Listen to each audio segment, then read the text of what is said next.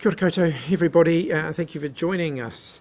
Unfortunately, our regular providers haven't been able to provide sign language interpreters for today's event, so closed captioning is available on the Ministry of Health's live web feed, but we'll also be making a full transcript of today's press conference available on the Ministry of Health's website as soon as possible after the event has finished. At 1 o'clock today, the Ministry of Health will release its regular update, its regular daily statement, and that'll outline New Zealand's key COVID-19 statistics from the last 24 hours. But ahead of that statement being released, I can confirm that today's community case total sits currently at around 5,000 cases. That's a mix of PCR tests and rapid antigen tests, so can I thank those, there's over 1,000 rapid antigen test results in that, so can I thank the people who have been uploading those results. Well, they'll be in the 1 o'clock statement, the specific numbers. They're being finalised at the moment. Following on from 3,297 cases yesterday and 2,846 cases on Tuesday, this continued rise, and also the number of hospitalizations we have, which today sits at 205, means that we are now confirming our shift to phase 3 of our planned Omicron response. That'll happen as of 11:59 p.m. tonight. We've continued to monitor the outbreak very carefully and to consider the public health advice that we've been receiving before we've come to that decision. With the numbers rising sharply over the last week, as we expected that they would, I don't think the shift is going to come as a surprise to many people. Most people have been preparing and gearing up for this moment. Details of the changes and what they might mean for you are being provided on the Unite Against COVID-19 and the Ministry of Health websites. They'll be available from this afternoon. However, I do want to provide a reassurance that phase 3 won't mean any sudden lurch in terms of personal restrictions or movements.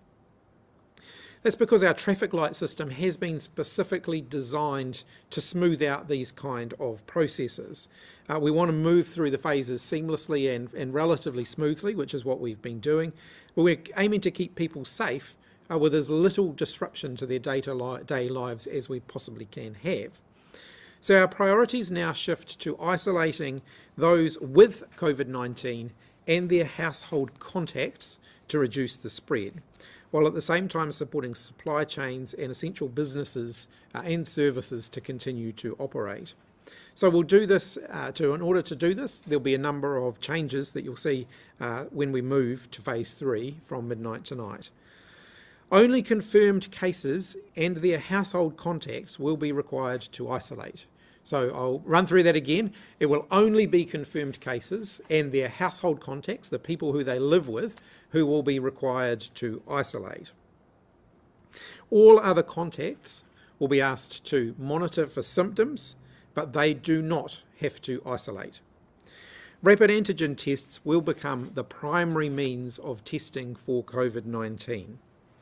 They'll be available through thousands of sites around the country, including pharmacies and GP practices, and we've got millions more of them arriving in the coming days. Major shipments are due today and over the weekend.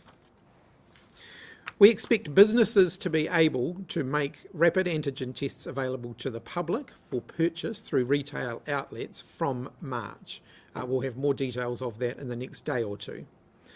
We're also now moving to the stance of greater self-management when it comes to COVID-19. That includes the use of new self-investigation tools, which will support positive cases to self-notify their contacts. Because only household contacts are required to isolate, the tool will help us to keep track of exposure events and locations and the overall spread of the virus. Contact tracing teams, though, our teams, will be focused on identifying and tracing those who have visited very high-risk locations, such as a hospital or an aged care facility, and there will continue to be support for those members of our community who aren't digitally set up to engage in that way. Hospitalizations now become a major focus, and daily case numbers will become a less important metric from this point onwards. This is critically important. Practical changes to ease some of the pressure on our health system over the next 3 to 6 weeks are have been driving the changes that we've been announcing today, and that ensures that we can keep critical services and supply chains remaining operational and keep our economy moving as well. So there's no doubt the next few weeks are going to be pretty challenging, but New Zealand's better positioned than most countries to respond to Omicron. We will get through this. We've seen and learned from what's happening overseas. We just need to stick to the plan that we've set out as we manage higher number of cases in our coming weeks before we will reach a peak as other countries have. Because so many New Zealanders are now vaccinated, and because Omicron has a less severe reaction or triggers a less severe reaction amongst many people, we can have that more devolved response, placing a much greater emphasis on self-management, allowing our teams to focus more on the vulnerable and on the most vulnerable. Preparation and supporting will be a key for many people. We've been asking people to prepare for the last few weeks, both mentally and also by putting their plans in place. So making an isolation plan, having their stay-at-home kit ready, talking to their friends and whānau about how they will manage through if they and their household needs to isolate. Our high vaccination rate should also help us through the next period. We still strongly encourage people to get their booster doses if they have not already done so. We're currently nudging around 70% of people who are eligible for a booster have either taken one up or who have booked in. So there is still room there for us to get ourselves even more protected in the coming days by people taking up their boosters. You are far less likely to end up in hospital if you get COVID-19 if you've had a booster, and the Director General, I know, can speak more to that. Care and support will be available in the community for those who need it most, as it always has been, and our community providers are being resourced to provide care in the community and wraparound health and welfare services alongside clinical care for those who have higher needs. So whatever phase 3 might mean for you as people, as businesses, as organisations, as communities, I want to reinforce that we have carefully planned for this, and that New Zealand is in a much better shape going into the potential peak of Omicron cases than many other countries. So keep supporting one another and we will get through this. With that, I'm happy to just go. We go into phase 3 in a few hours' time. Why aren't all of the places that can stock rats not overflowing in preparation for this? Why don't we not have enough stock for people so that we can kick in the few hours' time? We've certainly been making sure that we're getting test results out, test kits out there and distributed around the network, and I'll get the Director General to comment more on that in a moment. In fact, I realised I didn't hand over to you because I'm a bit discombobulated being in a different environment. So I'll finish answering your question, then I might get the Director General to say a few words before we get into question and answers. My apologies, everybody. But we have distributed rapid antigen tests out throughout the network. We've got more arriving by the day. We are preparing to be able to make them available through retail sales, or to remove the impediments for people to be able to make them available for retail sales. And we might want to come back to that in a moment. But in the meantime, I'll just let the Director General. On that topic. Is it good enough to say to people, don't worry more on the way when you're going into phase 3 in a few hours' time? Look, they're available for people who need them. They're available for people who need them now to get tested. They are available through the testing network. Sorry, this is very obvious follow to that. We've heard this morning that there is a testing centre in Auckland and Northcote that has been turning people away because it doesn't have enough rats. Why don't community testing centres have enough of those tests? Yeah, and the Director General can provide an update on that specific case. My understanding is that more tests have been supplied to them. We are seeing, of course, a big surge in demand for testing, so making sure that we're getting tests in the right places. The last thing we want is people sitting on big stockpiles of them while there's more demand elsewhere. So getting them in the right places is always going to be a bit of a logistical challenge. But where centres are running out, we're getting more to them as quickly as we can. How many rats are we using at the moment? I'm happy to. Well, thank you, Minister, and welcome to the Ministry of Health. Welcome back to all of you to the Ministry. Kia ora koutou katoa. So I will cover off, perhaps I'll make my opening comments and I can respond to some of those anticipated keen questions about rapid antigen test. But just to start with, one of the reasons we've advised the move to phase 3, and as the Minister's suggested or hinted at around 5,000 cases at least, a combination of both PCR confirmed and rapid antigen test confirmed cases today. There is increased demand for testing, and the planned move to this phase 3 and the planned move from PCR testing, which has happened over the last couple of days around the country, especially as demand has grown and case numbers have grown at community testing centres, and rolling out widely over the coming days to general practices and a range of other places, will help ease the pressure on our laboratories so that our PCR testing will be used for people who are unwell or more susceptible, for example, in those who are in hospital, people who are immunocompromised, pregnant people, others for whom it's very important in terms of clinical management to have a specific diagnosis. To speed up the testing process, both symptomatic people and asymptomatic close contacts whose rapid antigen test is positive will be considered a case without the need for a confirmatory PCR test.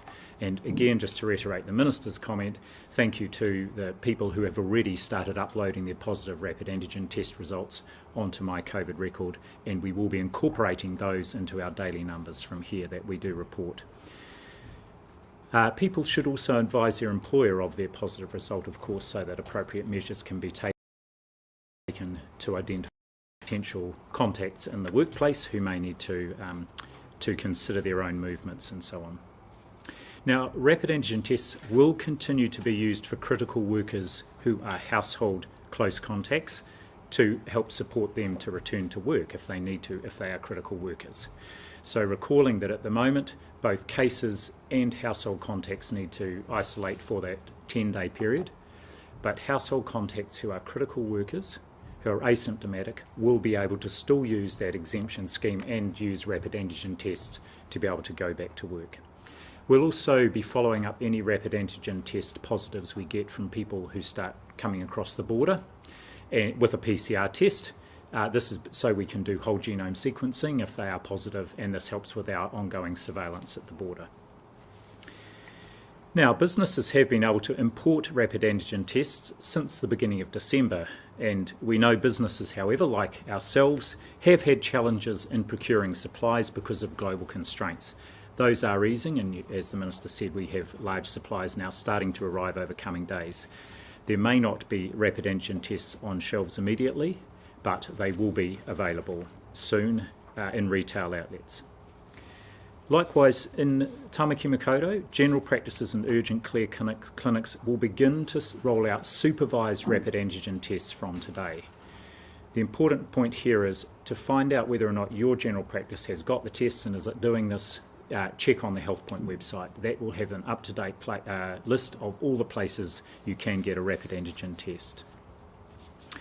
We do have enough in the country to help us through a widespread Omicron outbreak in coming months. 1 million more we had 6.3 million unused tests yesterday. 1 million arrived last night, and there is another 4 million arriving today, and again further shipments coming over this coming week, with around another 10 million at least arriving over the next week.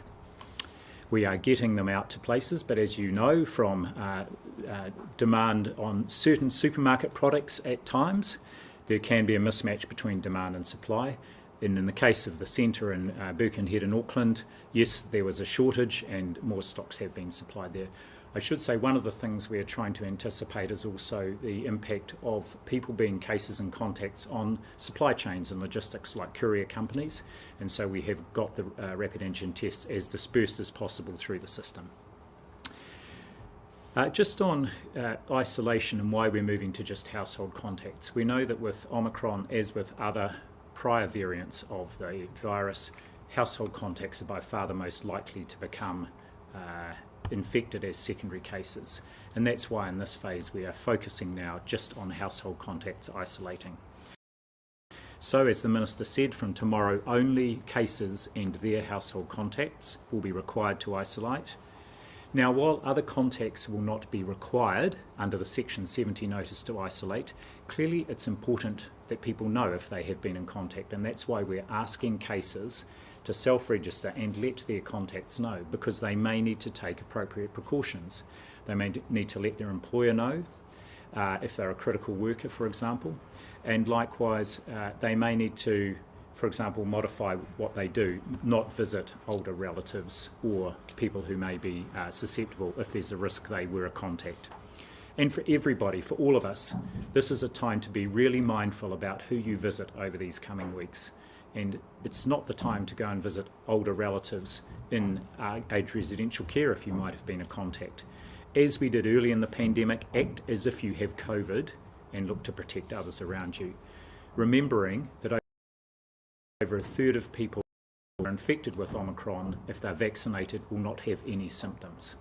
So it's important we all do our bit there. Boosters, the Minister has mentioned, and what I just want to focus on with my brief comments on this today is our modelling of the low transmission scenarios, such as the one that Dr. Gary Jackson at Counties Manukau talked about yesterday, assumes high rates of booster uptake. At the moment, nearly 70% of eligible people have done so. We need to increase that, and recently published evidence just in the last week from studies by the CDC in the US show yet another reason why this is important. There has been some question about whether the vaccine, even people who have had 3 doses, protects from either being infected or from transmitting to others. There are 2 new studies from the American Centers for Disease Control and Prevention that now confirm the vaccine protects against getting infected in the first place, and it's hard to pass the virus on if you're not infected in the first place. And just as that we know, they protect against severe illness. And this is quite profound. One of the studies, which was published in the Journal of the American Medical Association, shows that compared with being unvaccinated, the odds of contracting Omicron after receiving 3 doses dropped by 67%, 2/3, and for Delta the risk declined by a stunning 93%. So yes, 3 doses of the vaccine doesn't just protect from hospitalisation and death, it protects people from being infected by Omicron in the first place. So a highly boosted population here will serve us all well. Finally, just to let you know that our health sector has been working hard over the last few months to get prepared for Omicron. There's been a lot of work undertaken by district health boards, by our primary care providers, by community providers. All DHBs have plans in place. You will have seen the hospitalisation number at the moment, over 200. Now, that's a significant impact, but our hospitalisation rates across the country are on average 85%. That's about what they usually are. ICU occupancy is about 62%, so we have capacity in the hospital system, but we want to try and keep the hospitalisations down as low as possible.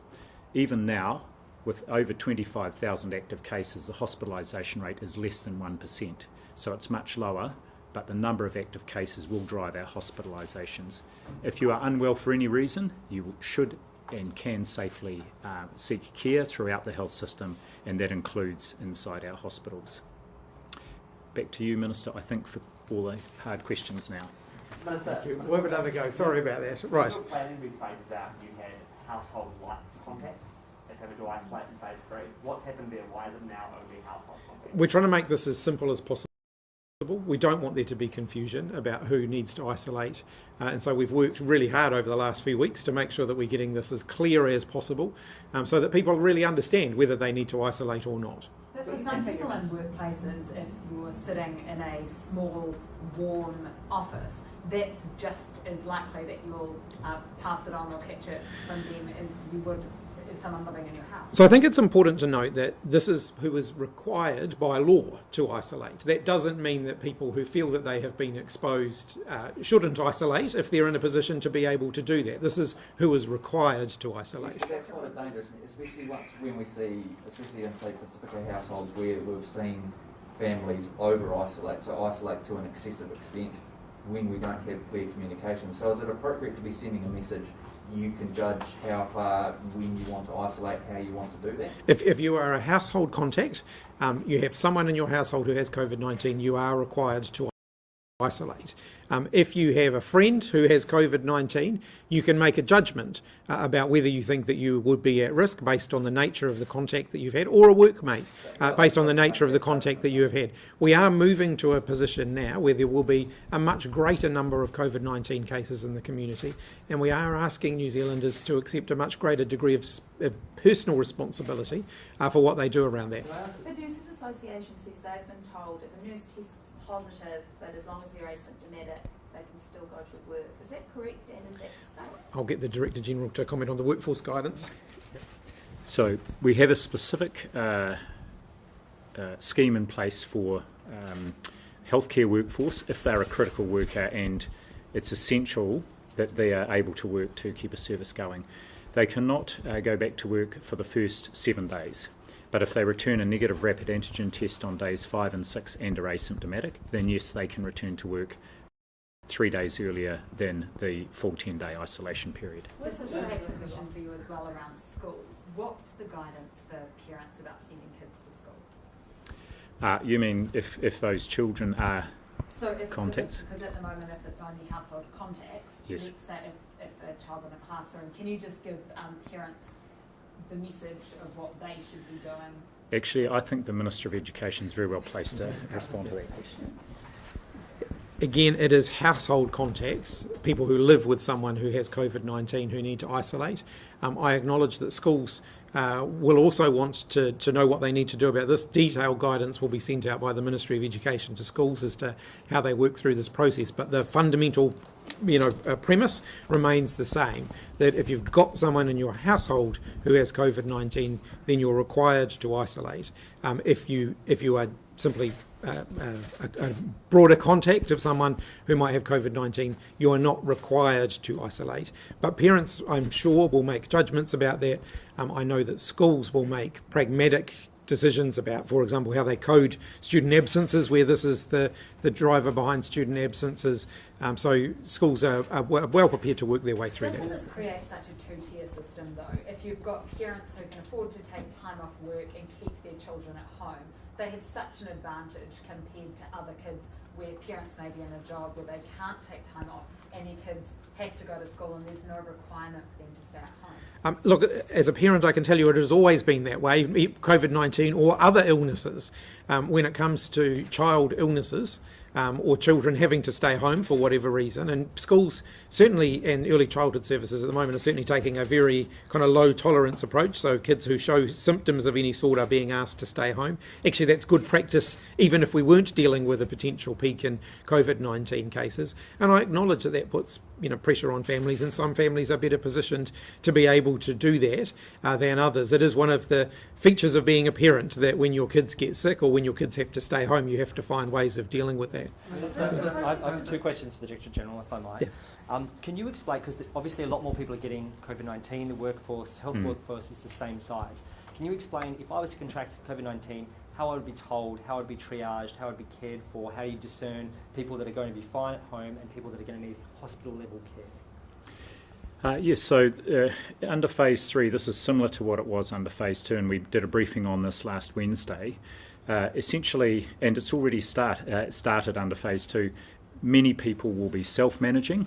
So to date, because most of the testing has been PCR, people have been notified since we started phase 2 by text largely, and then a link for them to fill out a form and provide their information.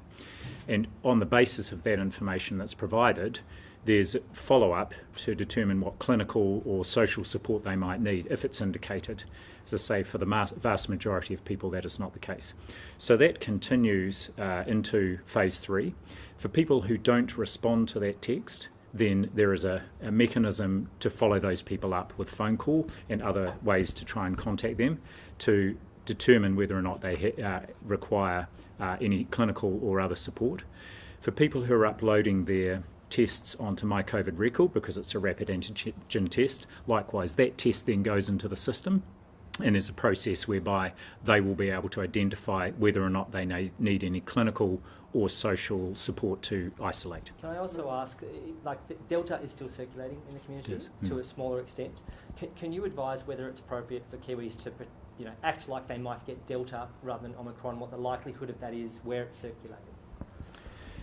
To be honest, I go back to my comment that actually everyone should act as we did earlier in the pandemic. You'll remember this specific call. Act as if you might have COVID and behave accordingly to protect others, including using masks and so on and so forth.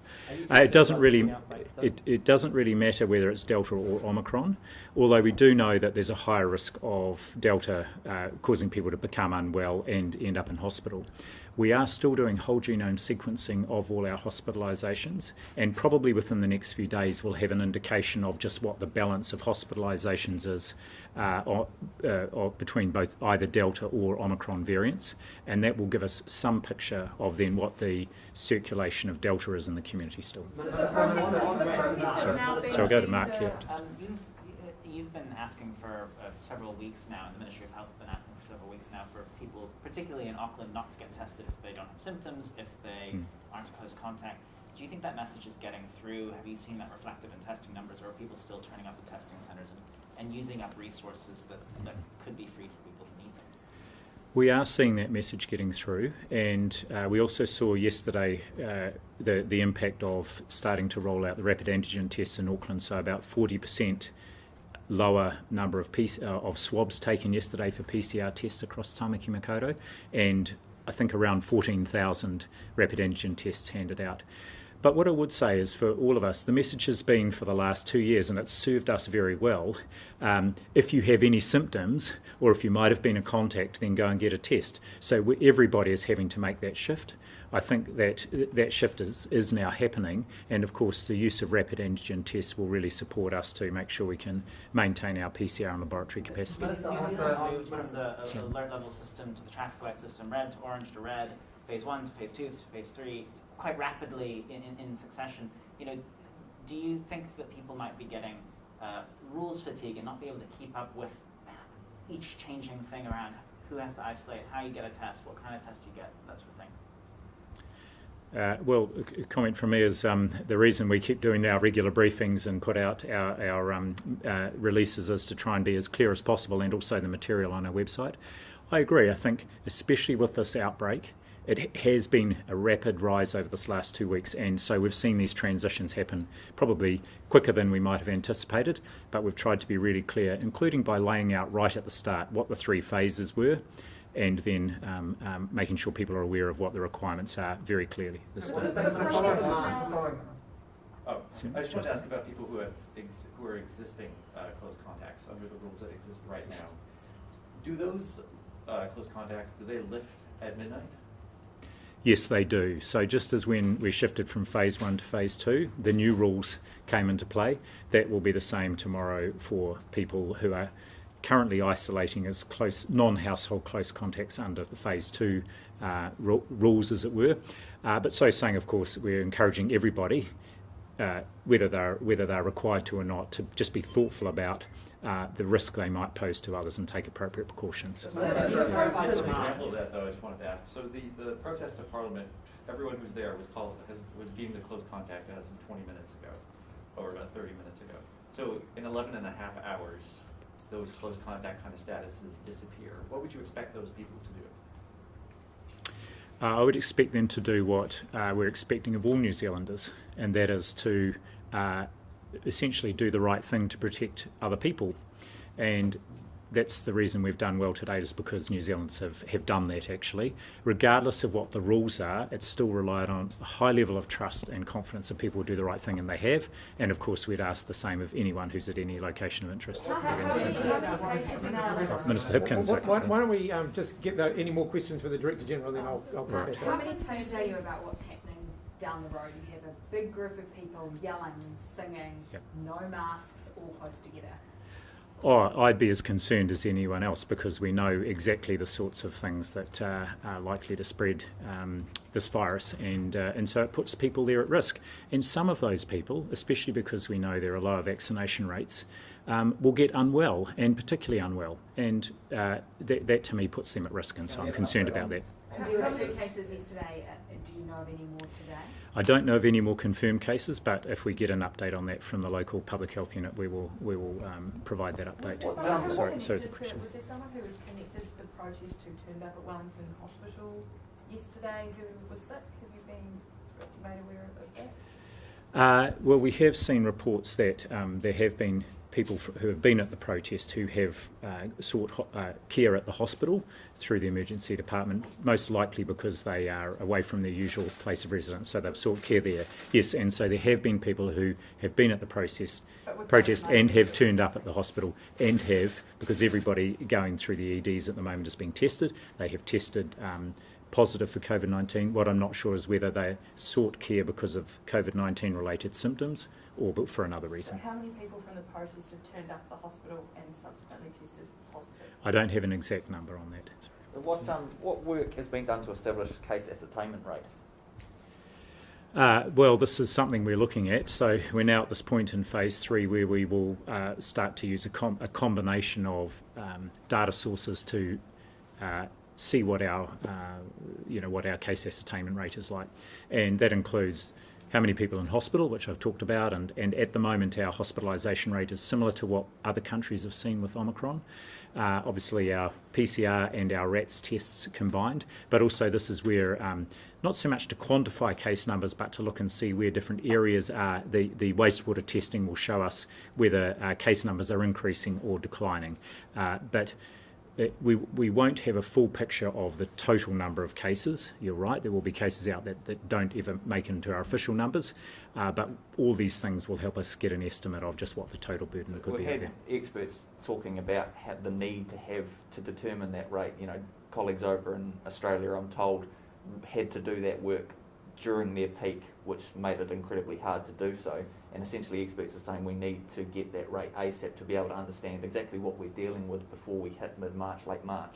So do we have an idea about when we're going to understand exactly how many cases or how many infections we're going to have across the board? Well, 2 comments here. One is we have our modelling, and that has shown us what we might expect based on a number of assumptions and inputs. But secondly, as the Minister mentioned, actually what is important is our hospitalisation numbers and the impact across not just our hospitals, remembering the vast majority of people who need clinical care will be just looked after by their GP or other clinical providers. If we have that rate, we can then predict what populations, what communities, what areas are going to be hit harder by that, and then we can look at resourcing those areas. I think we've, right through the pandemic, used our testing rates and our analysis of what the epidemiology is in different areas, and we now have an epi curve for each DHB each day, so we can see what's happening in each DHB. So yes, this will be important, but what I would like to say is it doesn't require us having an exact picture of the number of cases out there. We will be looking at a range of metrics to help us manage our way through the next 3 to 4 weeks. Minister, for RATS and Mark, can you just clarify, and maybe it's not for Dr. Bloomfield as well, why would someone buy one versus getting one from a pharmacy? Would that be for surveillance rather than being close contact or having symptoms? And are you putting in any measures to stop massive price rises? Should people who have money really be able to surveil themselves for COVID and people who aren't? So first message, those who are required to be tested, those who we need to be tested, will have that test freely available. Those who want to test for other reasons, we will be looking to remove the barriers to them being able to purchase their own tests. And we'll be looking to do that very quickly. Will you have any controls on prices, or will people be able to buy the tests, buy them up large amounts of them? It'd be fair to say we're going to keep a very close eye on what is happening there. Our retailers in New Zealand over the course of the pandemic, I think, have on the main been very responsible about not price gouging when they've had the opportunity to do that. Where a whole variety of things have been in very short supply, but we'll be monitoring it very closely. So Minister, while you're still there, can you just clarify why on earth you are stopping people at the border right now, given there was 8 cases at the border in the 24-hour update we got yesterday, compared to 3,000 cases inside New Zealand? Is there at this point, given Omicron is here, any real moral or political justification for stopping New Zealanders coming home? So look, we are days away from the border, beginning its reopening for Australia, and then very shortly thereafter followed by the rest of the world. We are reviewing the self-isolation requirements for people coming into the country. I don't have an announcement to make on that at the moment. We're getting advice on that, about whether people should still need to self-isolate on arrival in New Zealand. We expect to get that advice in the next week or 2. and consider that, and then we'll make further decisions based on that. Right, so there's a chance that self-isolation could be completely gone within the next month. Within the next month, we'll certainly maybe be making decisions on that. Probably more efficient for Dr. Bloomfield. How many DHBs have had to make significant deferrals to planned care because of the Omicron outbreak? So at the moment, the only one I know that's made significant deferrals is Auckland DHB. And even in the Auckland region, which was clearly it has been the hardest hit, the other two district health boards are still doing about 70% of their volumes. At the moment, I'm not aware that other DHBs, because if you look at the hospitalisation numbers, they're actually small relatively relative to capacity in the DHBs. The key thing that tends to drive them needing to either defer or to defer planned care will be staff, if there are staff who are off because they're cases or contacts. And you haven't been made aware of major staff disruption because of cases in other DHBs? Not at this stage, but they all are having staff disruptions. I think to say that they are interested in and supporting not just disruptions because of staff challenges inside their DHBs, but also out in the community, and particularly in aged residential care. So they're all working closely with aged residential care to make sure that that is an area they're supporting if they needed to. And given the number of cases that we've seen in schools, does the gap between the first and second doses for 5 to 11-year-olds need to shorten from 8 weeks? Or has that been considered?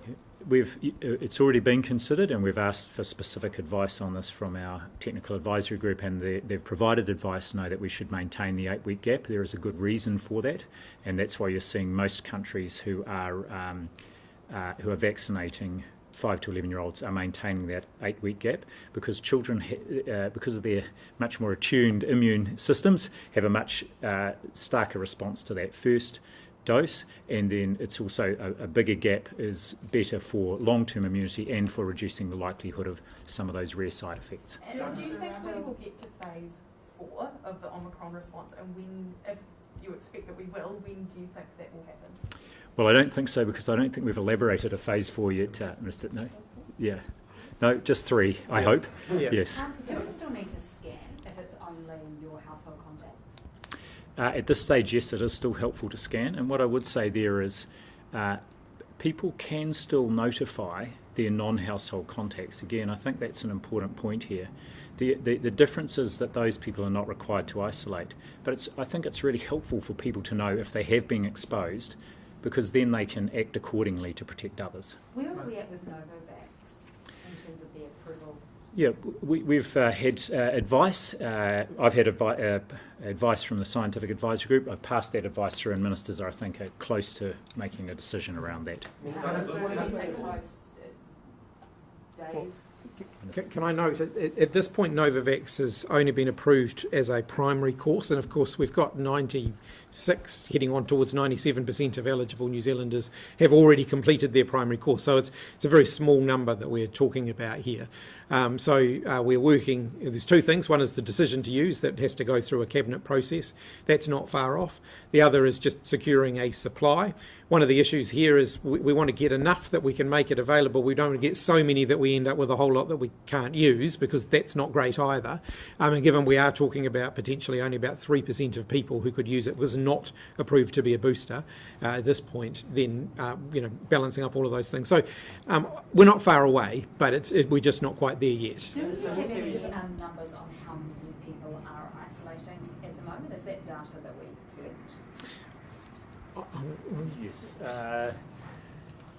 We've got a bit of a picture through our contact tracing teams who are actually following up, I think, at least 15,000 people who are identified to be self-isolating.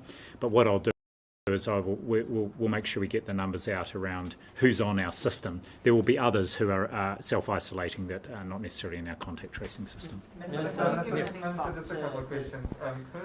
On MIQ, could international dates, could those travel dates be brought forward at all? We've always left open the possibility of that.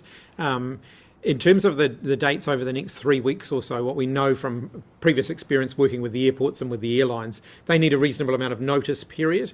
So if we were going to be shifting any dates, it's likely to be some of those later dates rather than some of the earlier dates, simply for logistical reasons as much as anything else. with the stepping out of the changes already announced and already being planned for, you will see quite a lot of change in the next few weeks, including some of the people who have been seconded from other jobs into MIQ, for example, will be returning to their more regular roles. So we're talking about ABSEC, police, defence. They'll be returning to their more regular roles as MIQ starts to reduce very steeply over the next few weeks in terms of the number of people who are in it. So we're now in that process. The next couple of weeks are pretty well mapped out, but we've always been open about the fact that some of those further afield dates may well change. Things have moved pretty quickly from phase 1 to phase 3. So many New Zealanders, I guess, will be feeling a little bit anxious with the fact that COVID is effectively around the corner now. You don't know where you're going to catch it. What is your message to them? Keep calm and carry on.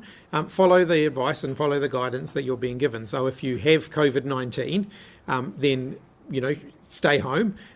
Get your household contacts, the people who you live with, to also stay home and follow the guidance that you are given.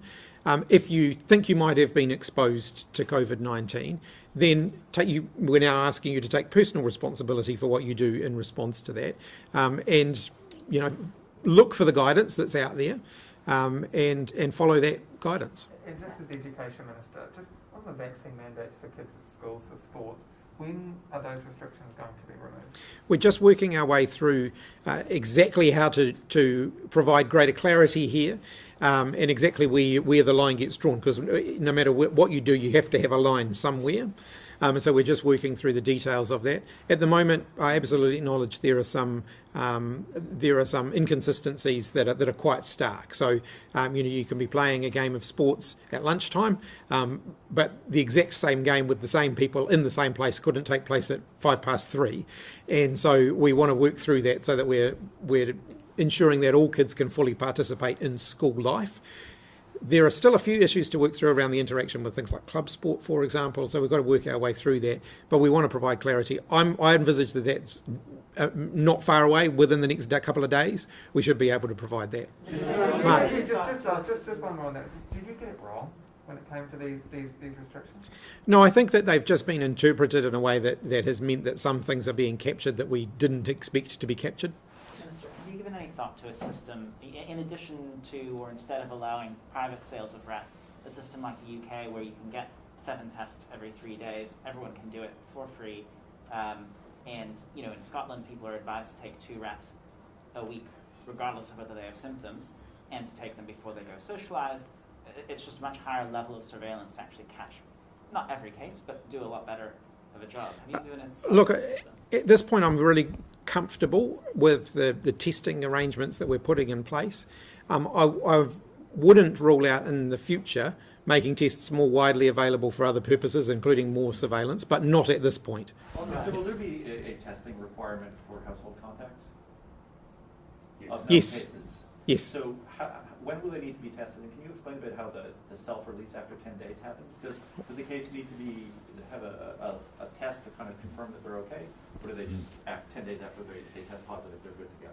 Yeah, so a case can release after 10 days, so they don't need to have any test to release. They can self-release, and likewise household contacts will be required to have a rapid antigen test day 3 and then day 10, and return a negative test and then be released. If either of those are positive, or if they're symptomatic and return a positive test, then they isolate from 10 days from that point. Minister, online rats, do you mean March 1? I said from March. I haven't put a specific date on that, but as I've indicated, I expect that process to move quite quickly from here. So I'm expecting to get some paperwork on that in the next 24 hours. May even be at my office already. May have arrived in the last few hours. I think things will move quickly. Of course, that's on our side. That's in terms of the regulatory side. How long it takes for those retailers to get supplies, of course, is not something that we can necessarily control. Will the self-isolation requirement for protesters, will that be enforced, and how would you enforce that? And also, does that affect the cops who are on duty at the weekend? Does that mean that hundreds of them have to go and self-isolate? So remember, phase 3, what we're looking at is people who live with someone who has COVID-19 are required to isolate. There's still a day before we move to that. Well, it's as of midnight tonight. So what does that mean for all the cops who were on at the weekend? They have to Well, leave and isolate in a hotel room for the rest of the day? they'll be following the guidance that they are being given. Yeah. On the rats. So can you pledge that rats will be available to buy before the peak of this outbreak or not? Well, we don't know when the peak of the outbreak might be. Because you haven't got organised and get the rats in on time. Well, no, I don't think I don't think that's fair or true at all. We've got rapid antigen tests available for the people who need them, and so they are available now, and they're available as of today.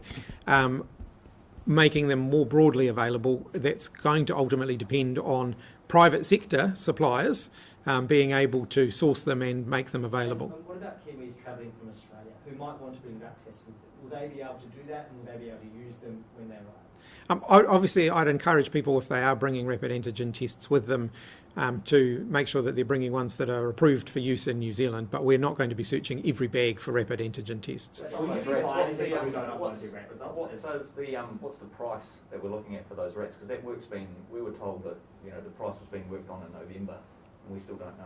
Do we know what the price is going to be? Well, ultimately, it will be a market, so the market will determine the price, but we're looking very closely at whether that's a reasonable price or not. I don't know whether you have anything you wanted to add to that. Yes, just to confirm that when rapid antigen tests become available through retail outlets, that will be through private suppliers, and private suppliers, they'll determine the price. We've got a pretty good idea of what we think is a reasonable price, and people will have that. Well, somewhere between $8 to $10 a test. Right, okay. And just in terms of one on boosters, you say we're at about 70% eligible, have been boosted at the moment, and you're referencing the desired level. What's that, apart from 100%, which would be our ultimate, what is that desired level that you would want now, and also when we get to mid to late March when we see our peak? Well, to be clear, we've done really well to get to 70% now, and likewise just approaching 50% of our 5 to 11-year-old children in a month have had their first vaccine, so as good as just about any other country.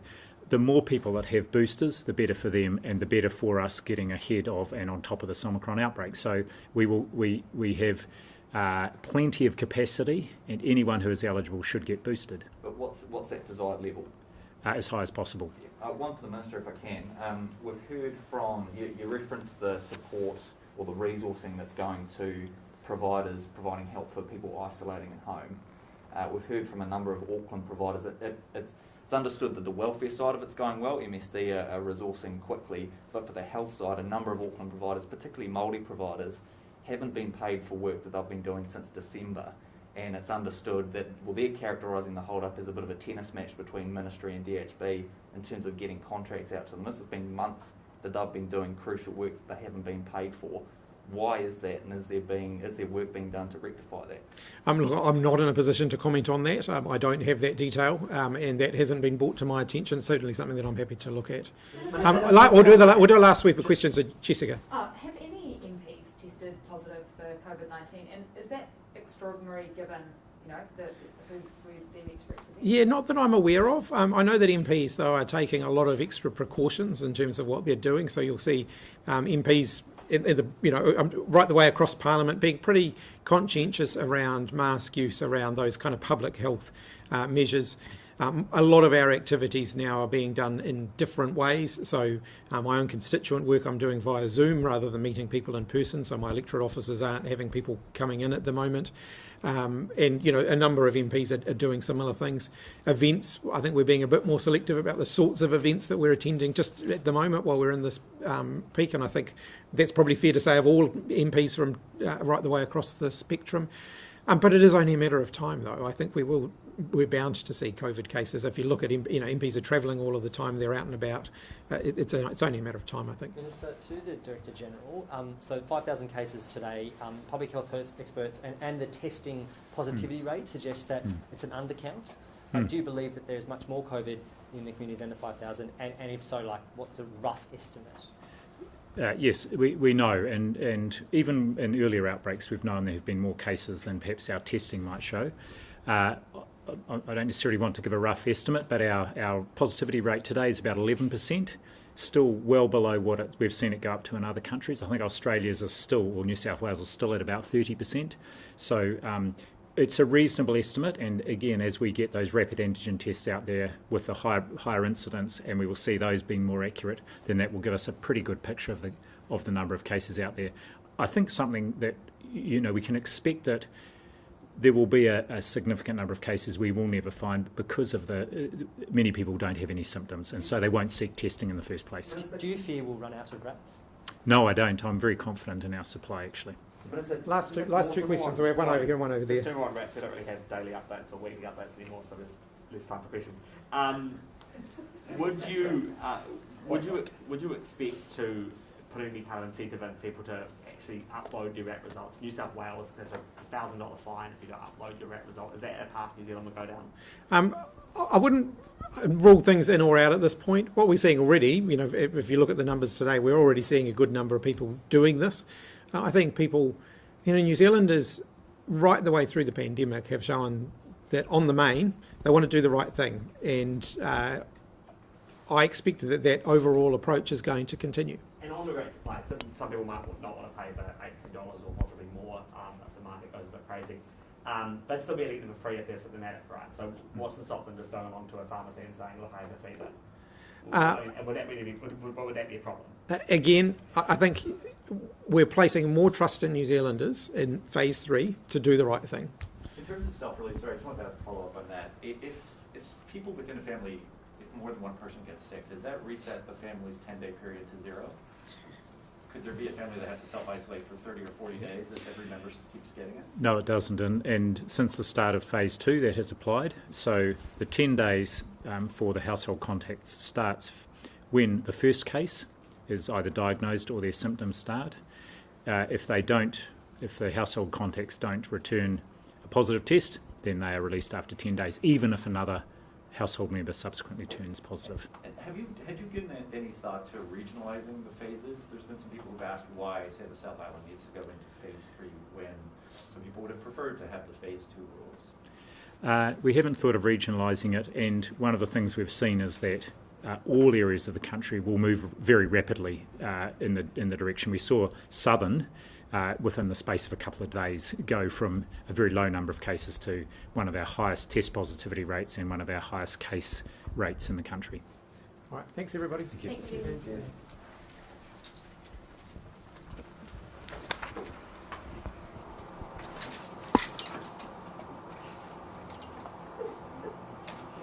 can still create one. Phase 4. Phase 4.